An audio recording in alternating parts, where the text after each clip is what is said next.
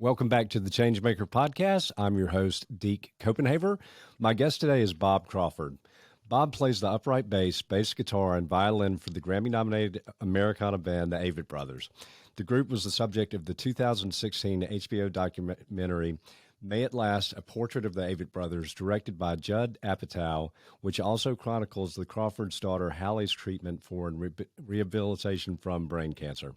Crawford and his wife, Melanie, along with two other families, currently help lead the Press On Fund, an organization that raises money to discover groundbreaking cures and therapies for childhood cancer. Mr. Crawford is also the host of the Road to Now podcast. Welcome, Bob Crawford. Welcome to the Changemaker podcast, hosted by Deke Copenhaver. Deke is the author of The Changemaker, a Forbes publishing book that has reached #1 on Amazon on multiple occasions and in multiple categories like management skills and total quality management. During this podcast, Deke interviews exceptional change-making leaders. Deke currently operates Copenhaver Consulting, where he helps local governments and other public organizations maximize their potential. He's also a sought-after public speaker. We hope that the Changemaker has an impact on you today and that you find takeaways that make you a better leader in your life. Now, here's Deke. Deke, it's a pleasure to be with you again. This is not the first time we've done this. No, you did my radio show years ago, and we had a great conversation. I'm like, golly, I need to get Bob on the podcast. Well, thank you for asking. Always happy to One of the things that I always love to do with anybody I meet or talk to is find common ground. And so in doing my research and sort of stalking you over the past couple of days, I found a common ground issue that we both have. So how does a guy who grew up in New Jersey, ultimately failed out of his first college gig, followed the Grateful Dead, which that's what we share. I failed out, but I actually failed out 3 times. So I learned you got me beat. I would not recommend that, but end up in Charlotte, North Carolina, and becoming a member of the Avett Brothers. Yeah, it's been a journey, and I think it is a testament, and you might agree with this, Deke, in your life. My drive and my will has always outpaced my ability and my talent. And I was blessed with a bad attitude when I was in a situation I didn't want to be in. And I believe me, it's the thing I look back on, I regret the most, the times that I was a negative presence where I didn't want to be, but it just, it's like following your heart. It's probably the truest, most unvarnished version of following your heart. And so I failed in the areas that I didn't want to, it's the advice I wouldn't give my son. Completely. It's the advice I wouldn't give my son. And I just failed in a lot of areas. What they say in politics, you fail upwards, and I failed upwards, and ultimately with Scott and Seth. Now, when I met them, I was going back to school to study music, because I had realized after working in the film business in Charlotte and Atlanta, and that is not what I wanted to do with the rest of my life. I was about 29, and I realized that I looked around on sets of films, and there's everyone. The best thing about working in the film business are the people you work with. It really is. Everyone's an artist. Every single department, every single person is an artist, and they are just the most incredible people in the world that could do anything they wanted to do, that would have the ability to do anything they want to do, or work on a film set. There's no doubt about that. And when it's good, the camaraderie is incredible, and it's like being in a band. It's like being on tour. There's just no doubt about it. But I looked around, and 17-hour days, feast and famine, 3 months without a day off, and then 3 months without work, those kinds of things. I just couldn't see it in the long run. And again, my attitude was just getting worse and worse. And I would look at the attitudes of people around me and realize that these people had all the toys you could want in life from working so hard. And but they maybe they weren't always the happiest folks when you get into your late 40s and 50s and 60s. Yeah. And so I decided to study music. And my thought was, if I'm in a classroom teaching music, I might ultimately be have more gratification and just feel more satisfaction in life than if I was on a film set and making good money. And that's where that started. And that's what the things that happened because of that decision. Just like when I was in New Jersey, I graduated college after like the Grateful Dead stuff. I went back to Stockton University. I think it's called Stockton University now. It was like Stockton State College when I went. And I was working at Sizzler and going to Grateful Dead concerts. And I had a coworker that guys were friends, and he went to Stockton and much smarter than I. And he said, why don't you go to school non-matriculated? I already flunked out of college, community college. And so I took one class and I did really well. And then another semester I took another class and I did okay. And then they accepted me as a student. So I finished my college education in communications in 1995. And then I moved down south because I was interning for ABC, for the WPVI, which is the ABC affiliate in Philadelphia. I was interning for them, and there was a summer job that I didn't get, and the guy I interned for said, you need to go south because that's where the action is. You need to go south, and I did. So how did you meet the Avett Brothers? So I was going to Stockton, and I was studying jazz guitar. But this is so me. This is such a me thing to do. My wife says I'm whimsical, and it is. It's whimsical to pack up everything from New Jersey and literally drive south with a box full of resume tapes and resumes and knock on doors at TV stations looking for work. I mean, that's whimsical. I mean, like when I decided to do that, all my friends in Jersey and family were like, why would you do this? Why? And I didn't really know why. I just knew that there was better somewhere, better for me somewhere. And the same thing, like leaving the film business, which you work so hard to get into and get, at the top of the list for phone calls and to give that up to study music.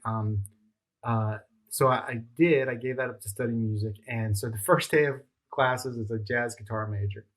And again, this was a thing where I had no bona fides to stand upon. So I had to take some lessons with the professor, and then I had to take one class, and I had to get, everything I'm getting in through the back door everywhere I go.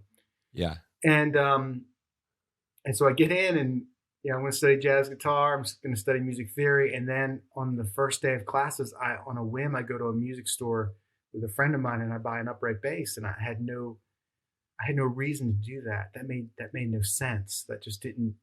There was no reason to do that. And so then I go back to school and I want to study jazz bass as well. And so for the remainder of my time, next 3 years at Winthrop, I'm a so-so guitar player. I'm a so-so bassist, maybe less than a so-so bassist, because I don't know, I've never done it before and I'm learning on the fly. But when there was a graduate student guitar major who came to me and said, I know this guy, he's in a bluegrass band, they're looking for an upright bass player. And I was just beginning to play. So I was literally, it's funny because Scott Avett was just beginning to play the banjo.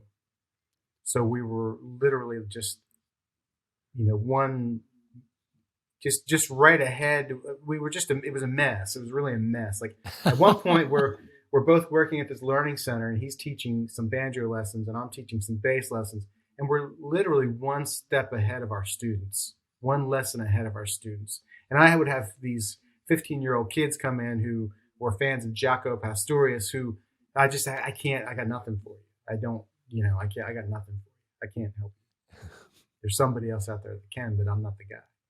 So, and I think back to those teaching lessons. It's like, what was I doing? But you're just trying to survive, and you're trying to work outside the box any way you can. It's like there's just a refusal, And I'm not alone in this. And I know millions of people have gotten through life this way. Somehow, millions have failed. Some have succeeded. And it's just like there's an easier way, but you refuse to take the easier way for whatever reason. Again, advice you would never give your child. Yeah. But, I think part of good leadership is about being vulnerable and is not acting like you have all the answers. And we all make our own mistakes in life, but you call it being whimsical. I also think that part of leadership is a willingness to take risks.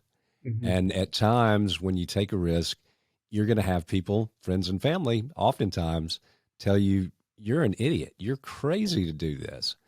But just to keep that open mind to the twists and turns in life. So you were in the film industry and then you became a student of music. But how old were you when you people talk about overnight success.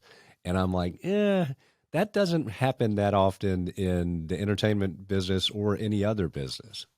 Deke, and if I look around at that, and I think a lot of the overnight successful people, it's a quick ride. It's a quick ride. You're on and you're off. Like when we met with who is our booking, he's been our only booking agent we've ever had. We've been with him for 20 years almost, like probably like 17 years. And he always told us it'll be a hot air balloon ride, not a rocket ship ride. Yeah. So like the slower you get where you're going, the longer you can stay there. And I think that's been a thing with us. And I don't know that I remember this original question, but the idea of overnight success for me, was, and I just think that whole concept is it's flawed, and I don't think it's a good aspiration. I think even the journeys I'm on now with the things that I'm working on now, it's been a 5-year, if not more than a 5-year journey. And and I can see that I see that now. I see each thing I do, this isn't the achievement of something, or this isn't the end of something. This is another step to doing something else. Like this job is for the next job, however you want to break that down. If that's parenting, or if it's like, meaning like when I say that for parenting, it's like your child faces a crisis, or you're dealing with, as children grow, right? There's puberty and there's all, like first it's like, you want to keep them from burning their hand on the stove. You want to someone's described it as like having a toddler as 24-hour suicide watch. You want to keep them from, alive. Right. And then as they grow, the dangers change, and your parenting style has to change to fit those dangers. And you kind of want to be a little bit ahead if you can. But it's always changing. It's like if you were the best parent of a toddler, you might not be the best parent of a teenager. Yeah. Because that game is going to change. And so with my career goals, like the things I like to work on these days, it's like, I'm learning the skills here that I will build upon when I'm doing the next thing, that are going to require different skills. Does that make sense? Well, and I think that's another mark of good leadership too. And I've heard you say that you don't see yourself as a leader. I happen to disagree on that, but is to always keep an open mind to the next possibility and a lifetime love of learning. I think if you get to a point where you think that you know it all, nobody ever knows it all. And it's kind of, I tell people in my adult life, I was in banking out of college, then I got into real estate and development, then I ran a nonprofit land conservation organization for 4 years, then I was mayor for 9 years, started a consulting business, had a radio show, now have a podcast, do speaking. I'm like, I'm still trying to figure out what I'm going to do when I grow up. Mm-hmm. But I think that's what, if you have a love of learning and a fascination of the world around you, that's going to always make you a better leader. And part of leader, you don't have to be in an elected position. You don't have to be a CEO. You and your family are a leader. And I want to talk a little bit about Hallie and her illness, how that changed you as a man, as a person. But one thing I very much respected about just researching you, you took a year away from your career, for your daughter and for your family. And that is leadership to me.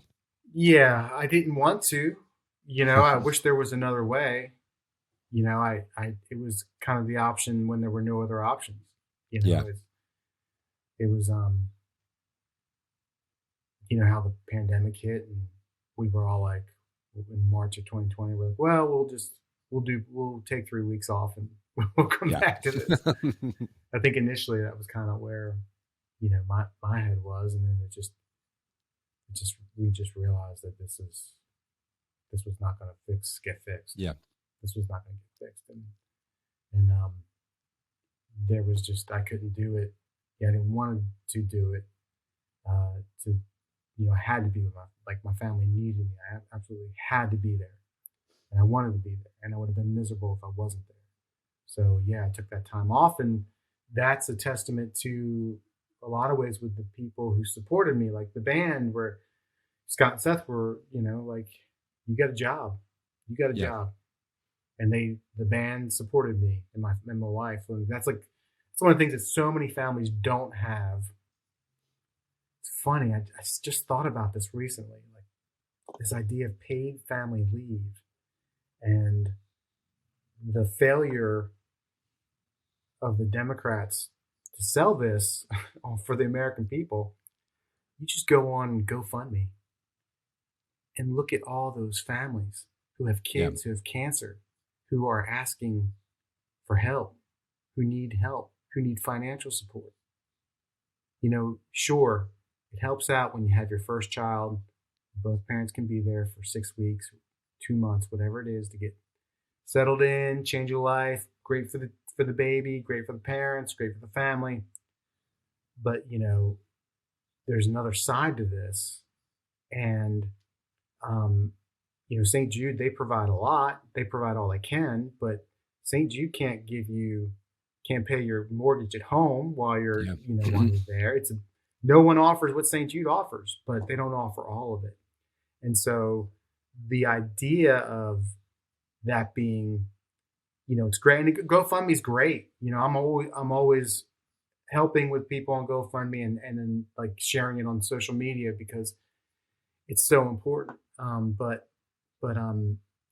that support I got from the guys in the organization when Hallie got sick, I wouldn't have been able to.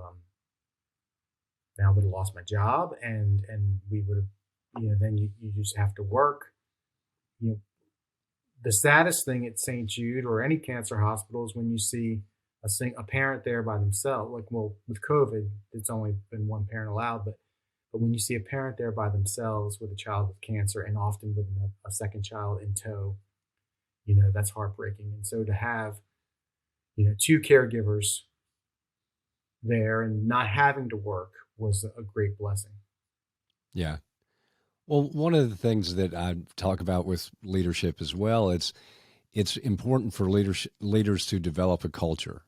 And I think in the workplace, I speak on this a lot, you need to become an employer of choice, someplace that people want to work. I mean, we see what's happening with labor shortages, but I think the Avett Brothers, I'm fascinated with the culture that you guys have established, and it's that, those guys would have your back when you had to take a year off. That's what leadership looks like to me. It's making people feel safe, secure, and included. But you sort of operate as a democracy, and we'll get a little bit more into politics, but the band itself is kind of its own democracy. Sure. Yeah. With the three of us, it's for most, and this isn't across the board, because there are clearly moments when one person can make a case, and like if we get something to do, or there's a situation with the company, or any decisions that need to be made, one person can make a case and say, listen, I can't do it this way, and the other two normally would go along with that if someone really is feeling that in their heart, no matter what the other two want to do. But typically it's a two when it comes down to it, if something gets 2 votes, it carries the day. And I want to get your take on this too. I've watched a documentary on, I'm a big REM fan. I went to the University of Georgia, but watched a documentary on them. And apparently, so Peter Buck was a little bit older than the other guys, but when they formed the band, Pete had seen that what usually broke up bands was fights over royalties. So they set up the band to where everybody shared in the royalties equally, no matter what you contributed to the song or not, which I think here again, that's a democratic way to operate the band. Yeah, we did that as well. Yeah. We did that as well. And, you know, I'm And very thankful we did that. Yeah. it goes back to your analogy of the hot air balloon. I think, yeah, I love bands that are in it for the long haul. And, you see, I've heard you comment in one of the podcasts I listened to about Willie Nelson. He's 90 years old and he's still out there. God bless that guy. But I think that that should be, and you talk about the rocket ride to fame and then you're gone. So I think that's another part of good leadership is really taking an eye to the long run and the big picture. Yeah. Yeah. You have to think about that. You have to think about, and it's funny, like I just turned 50 and I feel like I'm just thinking about that, about everything, I'm 54. the horizon changes a little bit. Yeah.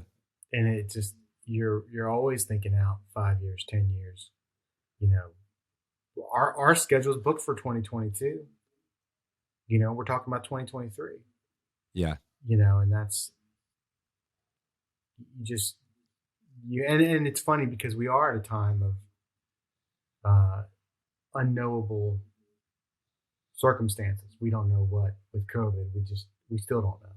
We still don't know what things are going to look like and what's going to be. No. Well, I know that you're sort of a student of politics. Mm-hmm. And what is I'll give you my take on politics Sure. these days. It just seems like, and I talk a lot on the show about, I view, society as a bell curve. And I think most people are somewhere in the center of the bell curve and can have a good conversation like we're having. But primarily what you see in the mainstream and media and social media and in politics are the extremes. So I think that's not really representative of society as a whole, in my opinion. I'd love to get your take on that. I agree with you that it's not representative as society on a whole. Like I completely agree with that. The problem is that what happens in those extremes is going to impact all of us. Yeah. And if the extremes are controlling the levers of power, we're all going to have a problem. Yeah. And so that's where we can't afford to not be aware at this point, unfortunately. I couldn't agree with you more. So you are also a historian, and your podcast is The Road to Now.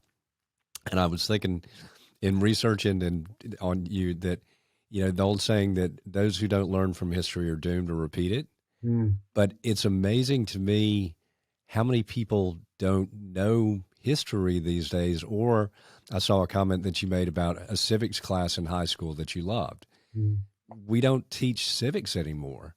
So there's so much lost in that people don't understand where we came from down the road to now. So talk a little bit about your podcast. Well, let me first talk about my 10-year-old son's civics test he had to take on the Bill of Rights, 10 amendments, and he got 100. And he Awesome. tutored his friends the night before. So if that is not like one of the greatest parenting moments of my life, to see my son excel at that. Yeah. Well, with you as his father, I can totally understand God, that. I was crying. It was just beautiful. The Road to Now, it started in 2016. And it's one of these things where, I've always loved history, and on the road with the band, I read history books. I mean, like 700,000 page biographies of obscure presidents. And and the like. And there's a guy, Ben Sawyer, who grew up with Scott and Seth, and Dane Honeycutt, who's our tour manager, probably the most important person in our organization, to be honest with you. Well, Scott, Seth, and Dane and Ben grew up together, went to school together, went through the graduation. They were just good buddies in the same friend circles their whole lives.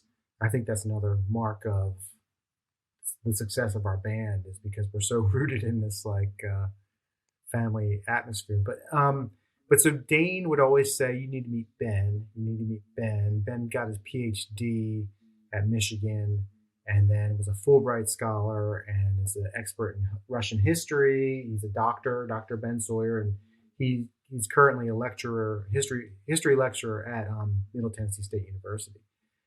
And so before Hallie got sick, Ben and I would talk about doing a history podcast. And 2011, Hallie gets sick. I don't care about history anymore. Well, by 2016, things were really going well. And so I called Ben one day. I said, listen, if we're going to do this, now's the time. Things are good. Let's do this now. And so we've been doing it since 2016. And it's funny because when we started doing it, and the idea is, how does the individual narrative fit in with the larger historical narrative, right? Yeah. And how did we get here? Because those are two questions are very connected. They're intertwined. So we start in 2016. In May of 2016, during the primary battles for the election, when you have populist Bernie Sanders and populist Donald Trump beginning to gain outside acceptance in our traditional two-party system. Mm-hmm. And it was a really unique time to begin to mark time and to begin to analyze the road that the country is on. And looking back 5 years in the rearview mirror to where we've come, how far we've come since then, how far we've come off the map of the history since World War II is just fascinating. And so we can, it's not always politics. It's not always serious. We do golf. We've done the history of NASCAR with Kyle Petty. We did one of my favorite episodes of the year was with Amy Arkitsinger from the Washington Post, who wrote a book about Miss America. Another one of my favorite of the year was Jeffrey Rosen from the National Constitution Center. So, we cover broadly all different aspects of history, but it's always that same how do we get here kind of attitude.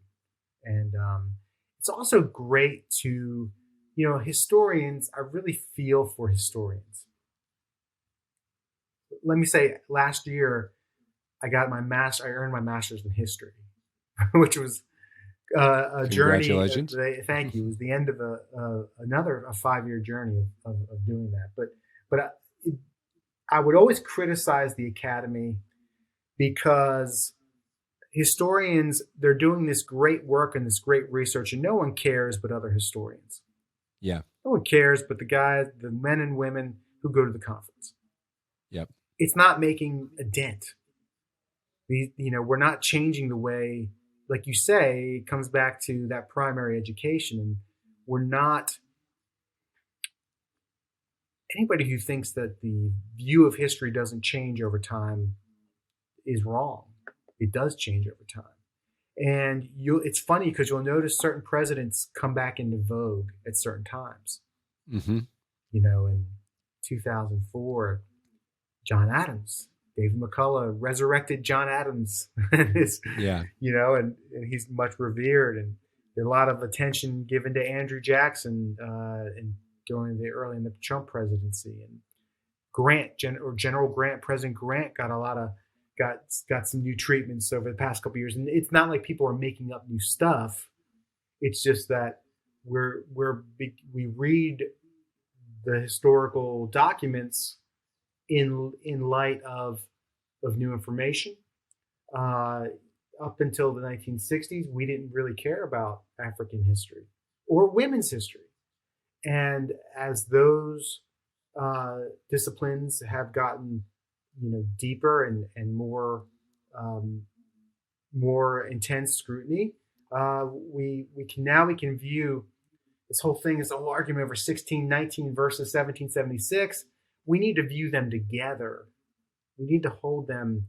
One doesn't cancel out the other. No, together they tell, a bigger story. And we need to, and we have a problem with this at this moment in this country. But it's very important for us as a nation, if we want to continue in any kind of a democratic form, we need to be able to accept the good and the bad of our historical ancestors. And that means some statues come down, some statues don't. Yeah. And but we need to accept that George Washington did, and this nation would not be this nation without him and what he did, and that laying down the presidency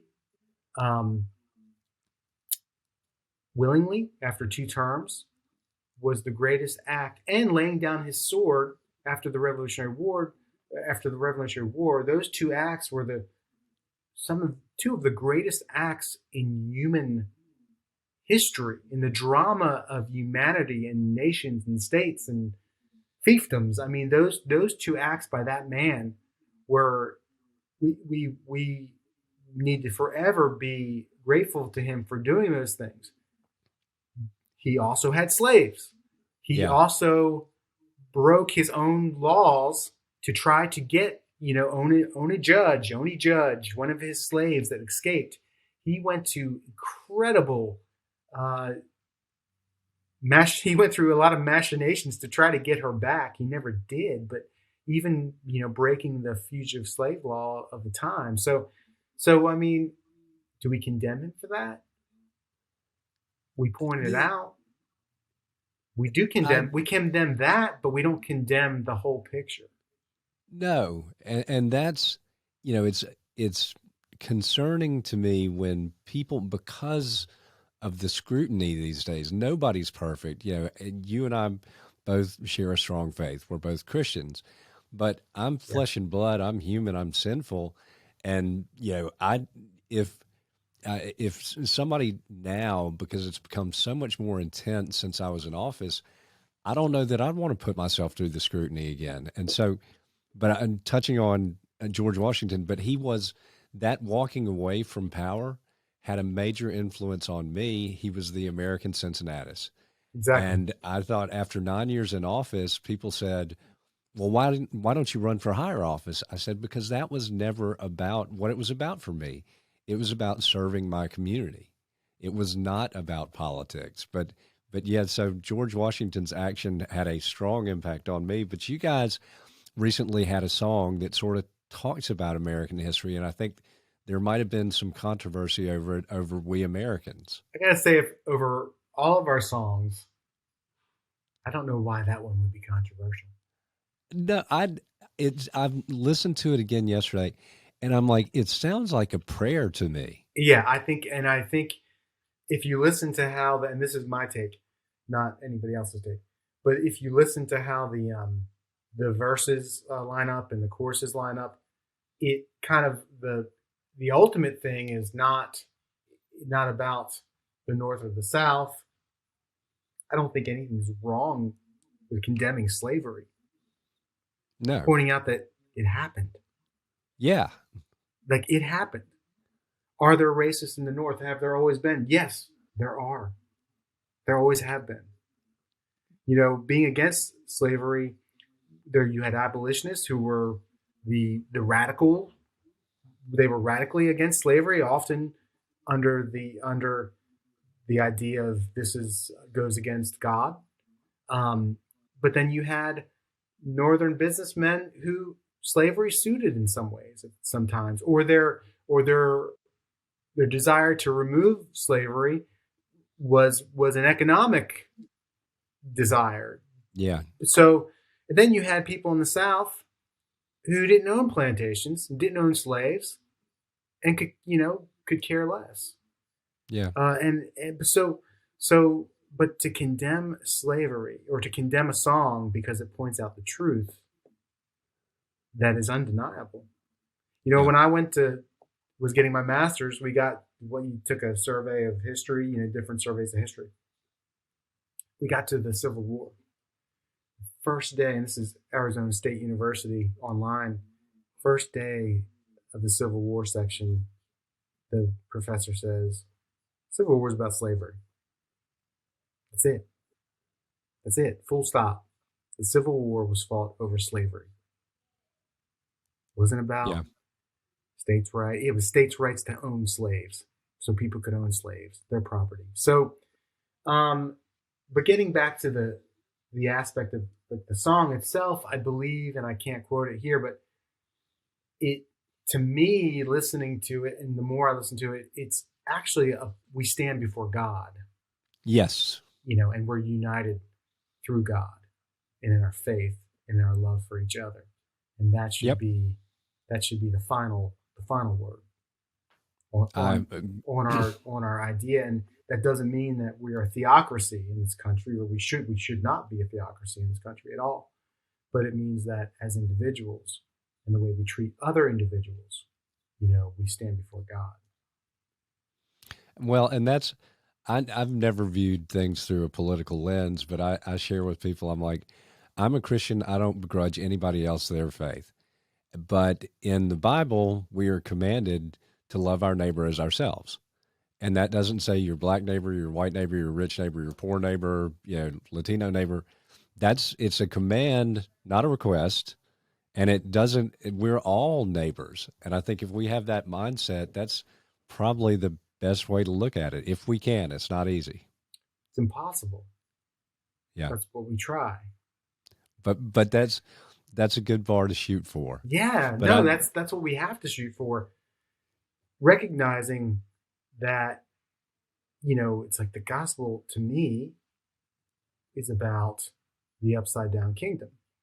It's in Luke 4, the idea that Jesus came to inaugurate the Jubilee. Yeah. This is when the slaves are free, the land is left fallow, and debts are relinquished. Yep. We are free of our debts. And that does not fit capitalism. Now, do we jettison capitalism? Heck no. I think capitalism is great. I think it is the best. It is the best thing we got going in this country. But does it mean that we rethink how to help and when to help others? Yeah. The rich young ruler couldn't get into the kingdom of God until he sold everything. And you can reinterpret that any way you want, but the fact is that we can't really live up to that in this society. And that's how that is, right? The kingdom of God is the now and the not yet, right? The now and the not yet. And so the importance that we need to realize with the gospel is that it is the world we live in, just as it is the world 2,000 years ago, but it's flipped. What God is saying is, what you got going on, you need to flip it. Yep. And we need to be aware of that. And I think in being aware of that, we could be kinder and gentler and more compassionate. Look, was in Matthew 25, what is the least of these you do for me? I look at that with my daughter. She's the least of these. When the masks were controversial, I guess they still are, we had family members who condemned us for requesting people wear masks around her because it was taking away their freedom, and that we were using our daughter to explore our politics. Yeah. And there's a growing refusal amongst Christians to deny this idea, the kindness and the love of the gospel. They're just trying to deny it over individual freedom. don't see where's the line between individual freedom and collective goodwill and collective good. Yep. We gotta find a line there. There's got to be a line where Well, they're both satisfied. and I think, to my mind, what I'm trying to do with myself right now is using every platform I have, whether it's my podcast, speaking engagements, executive coaching, to bring people together on common ground to have these conversations, because I think they're very important to have. But I want to touch base with something else too. Music for me is a common ground issue. Music unites people, and I wanted to share a personal story with you about. So my wife's cousin, Dickie Boardman, took his own life this past fall, I'm sorry. and just he had Parkinson's for years, was just in so much pain. He was larger than life. Just everybody loved him. But his niece was at your show, one of the shows at Red Rocks. And so we're on a family text thread. And so she videoed No Hard Feelings. And she and her then fiance, now husband, because it struck them so personally, just having lost her uncle, she said it is, that song they were just teared up, just bawling. But she said, that song has given me so much peace. And I told her, she used to work with me, just a wonderful girl, Virginia Bundy. But I said, I want to share that story, with Bob, because that's, to me, whether you knew it or not, you touched the life of somebody that had just gone through a family tragedy and brought her peace. Yeah, that song. Well, first, I'm sorry for their loss, and I'm grateful that that song brought them peace and comfort, and that song has taken on that role. Yeah. For so many. Well, as we draw to a close here, Bob, and thank you. You have just been the most amazing guest, and I think we've covered theology, religion, we've covered a lot of things, but I figured we would. But I would like to ask you, what on any given day puts a smile on your face and brings joy to your heart? I think and I think my wife would agree with this, hearing the sounds of our children, their voices, when they laugh or say something funny or say something brilliant that we didn't, just catches us off guard. Hallie has a squeal when she gets really excited. She squeals, and I think and my son, he's getting to the age where he can do battle verbally. And he had a funny, witty quip about me, a joke this weekend, and that just tickled my wife, and it just showed his maturing, and so that kind of stuff. That's what I'm grateful for most often. Well, I will tell you, Merry Christmas to you, Happy Holidays, and thank you for being a great guest. And I thank you also, Bob, for using your notoriety, not fame, your notoriety to do great good in the world. Well, thank you, Deke. It's my pleasure. I'm always happy to join you. And we will definitely have you back. Thank you. Thanks, man. Dropping the mic, and we are out.